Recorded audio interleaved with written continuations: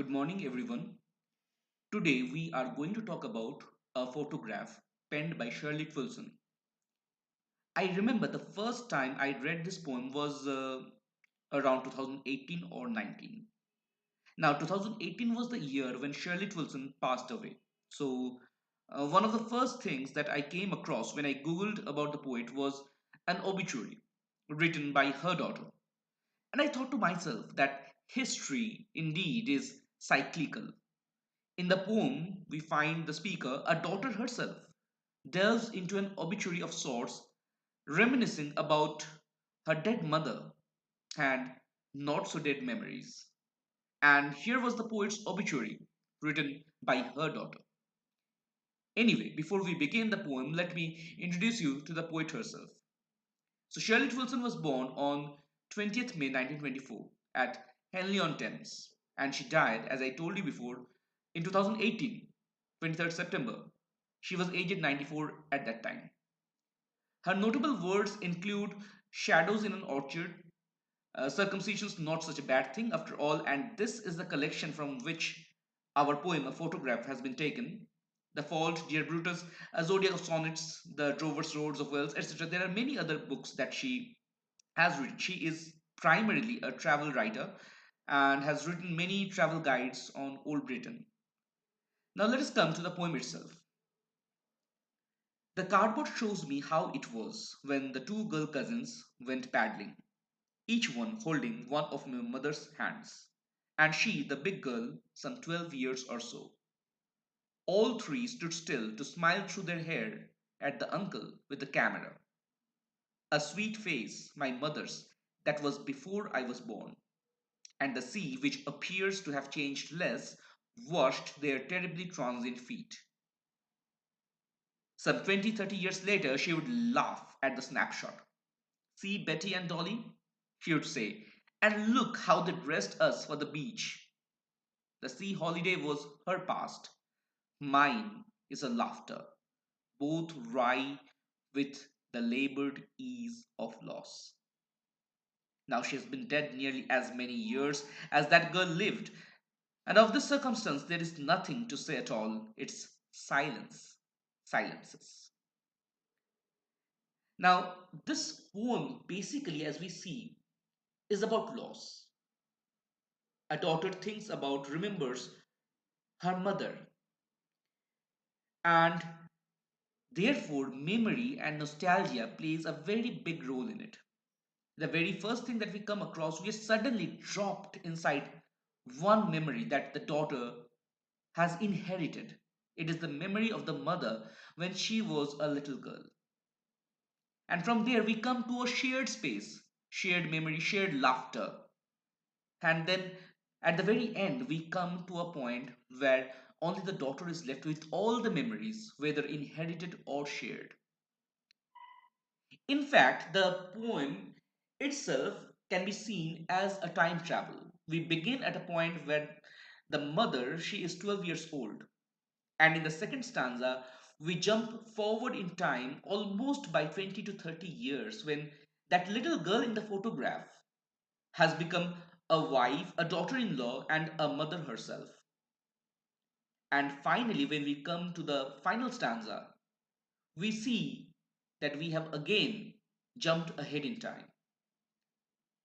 The poet says that the mother is dead, that the lady, the mother is dead for as many years as the little girl lived. So maybe 12, 13 years or something like that. So we make another leap. And thus, time and transience too become one of the prominent themes in this poem. Then we come to the family and generations. We have two generations in the poem. We have the mother and her cousins when they were little girls, and then they grew up, and then we have the daughter. And the daughter is trying to come to terms with this loss even after so many years. It tells us that there are something that can never be healed, that nothing can fill it, the void, and yet we can do nothing about it. We have to accept it. So now if we look at the summary, the poet at first looks at her mother's photograph. the photograph which was taken during her childhood days. And in that photograph, the mother appears happy and carefree. In fact, the very poem begins with the idea of a cardboard. Now, the cardboard represents this photograph.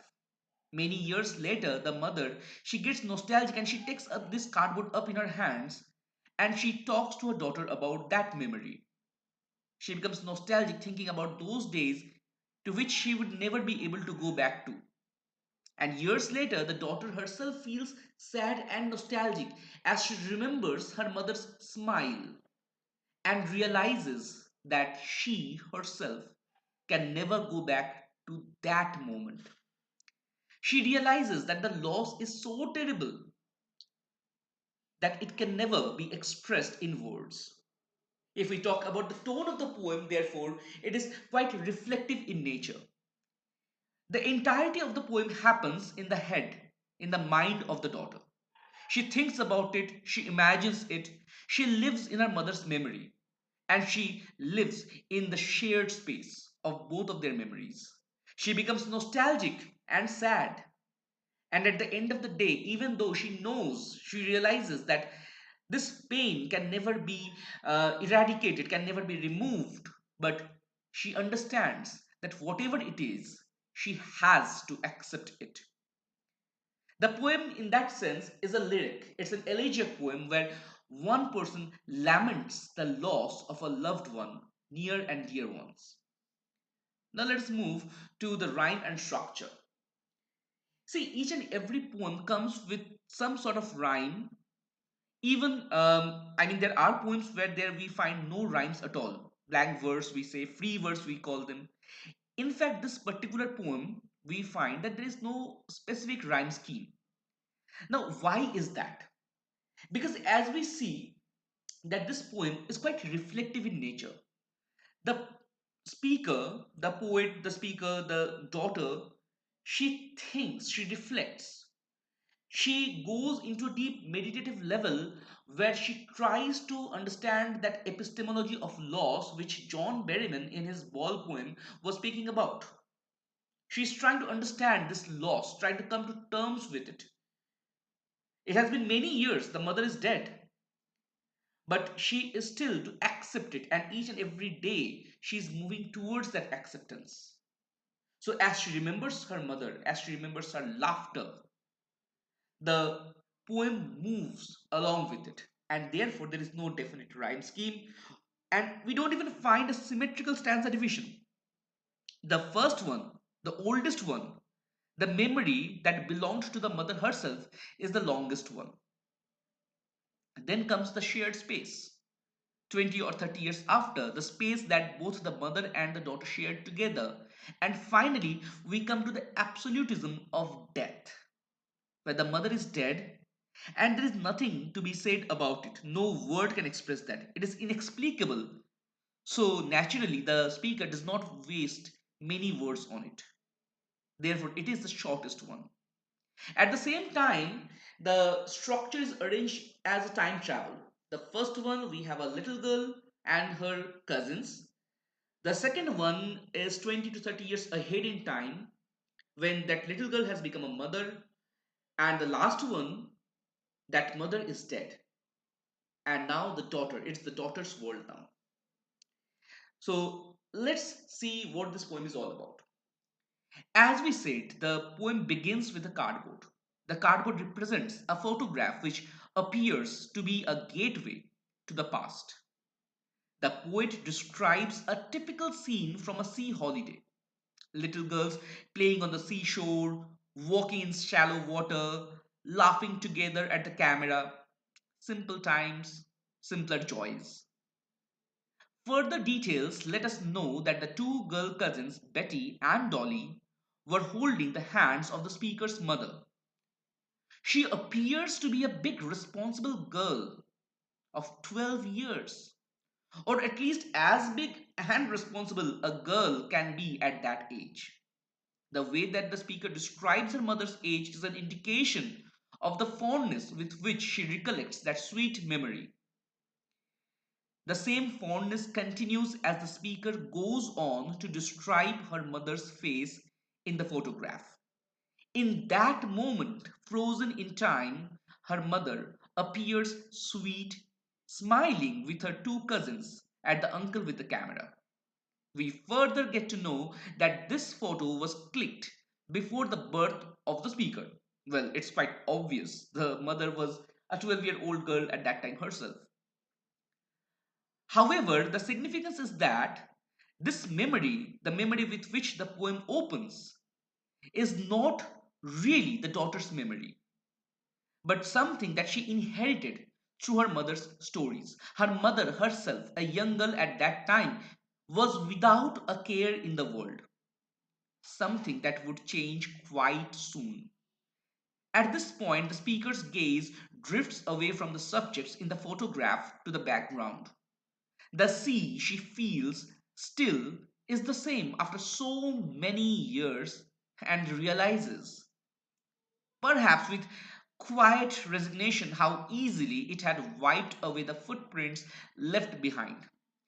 This reflects the enduring time and emphasizes the contrast between the transient human life and the seemingly eternal sea or time.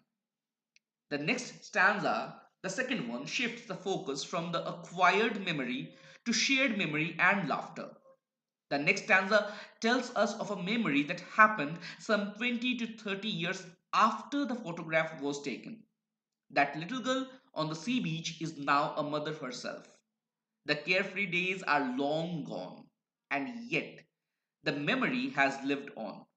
Now she shares that memory with her daughter, the memory of her sea holiday, bringing a nostalgic smile on her face. She can't help pointing out the way they all were dressed for their holiday. Now that is amusing to her. The photograph takes her back to that sea holiday. Those were the times she knew no pain. She thought that little girl would live forever. But now she knows better. The sea holiday and the experiences in the photograph now belonged to the mother's past. The speaker realizes with resigned sadness her own mother's smile now belongs to her past. The memory of that laughter associated with that photograph has endured long after the person is gone forever. The loss is deceptively simple and easy, something bound to happen, and yet it doesn't lessen the blow it hides within. The stanza ends with a poignant mixture of emotions, both sweet and sad. While the flow of time is accepted, and along with it, the loss of her mother, the shared memory and laughter seems to have an enduring effect for the speaker, enabling her to face the days ahead. The third stanza now brings us to the present, where the speaker's mother is dead for a considerable time. Death, the only constant in life, will strike, and the mother's is dead now for a similar length of time that the girl in the photograph was alive. This sets a sharp contrast between life's vitality and death's certainty. The word circumstance highlights the utter helplessness in the face of something absolute, something that is bound to happen and cannot be escaped. There is no word that can explain the pain away. The loss is beyond the range of any verbal expression. The final lines highlight the total submission of the poet to her fate and time. The pain is all encompassing and overpowering. All that is left is an emotional void that nothing can fill. Let us now come to some of the symbols in the poem. We will have a separate session on the figures of speech, but let us end this with a brief discussion on some important symbols which take this poem to the next level. The first thing that comes to our mind again is the cardboard. The cardboard is something on which we paste a photograph, but in this poem, it represents the photograph itself, and it represents the flow of time, the passage of time, and a gateway to the past. In fact, if we look at it, the cardboard has lived beyond the time that the person in the photograph had. It is still there, while the mother, she is not. It brings to our mind that how time can remove everything and everyone in its way. The next image that comes to our head is of the sea. The sea itself represents time. The sea doesn't change. The poet says that the sea has changed less. It appears to have changed less. We may go on living for 100, 120, 60, 80, whatever be the years, but in the millions of years of history, those years mean nothing. It is almost like constant. The sea has not changed. Time flows eternal. It is we, the people, who change. Faces come and go. Time continues. The sea is still the same. The sea has washed the feet of these girls, and it will continue washing the feet of all who will come after them. And how simple, how transient is that? How temporary is that? The word used is terribly transient. We cannot even imagine how insignificant that is. The final thing that we have is circumstance. The very use of of this word shows us that it is a situation that nobody or nothing can help. It is bound to happen. It is a natural process. See, birth, it can happen. It may take place or it may not. But once things are born, once somebody is born, death is a certain. So circumstance represents that certainty and helplessness in front of it. We can do nothing to change this. No word can change that. And the poem ends on that note. It's silence, silences. So today we end our session here, and we will have, as I said, the figures of speech in a separate video. Thank you.